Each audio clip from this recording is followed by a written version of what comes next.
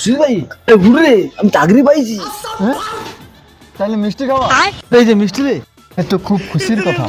বাড়ির গেছে ছোট ভাইয়েরা চাকরি পেলে তো খুব আনন্দ লাগে। अच्छा আর শোনো, স্যালারির দিকে এখন আশা করলে হবে না। ठीक है এখন স্যালারি কি হয়? স্যালারি শুধু পেট পুজোই হয়। ठीक है পেট চলে, সংসার জীবন চলে না। ठीक है समझ गया সংসার জীবন চালাতে হলে কি করতে হবে? ঘুষ খেতে হবে। समझ गया এই যে আমাকে দেখো, আমার কত বছর চাকরি হলো? 5 বছর। এই 5 বছরে হেড়ে বাজারে যত 4-5টা বড় বড় বিল্ডিং আছে সব আমার, কিন্তু কেউ জানে না। তুমি কি ভাবছো এইগুলো সব কি স্যালারির টাকায়?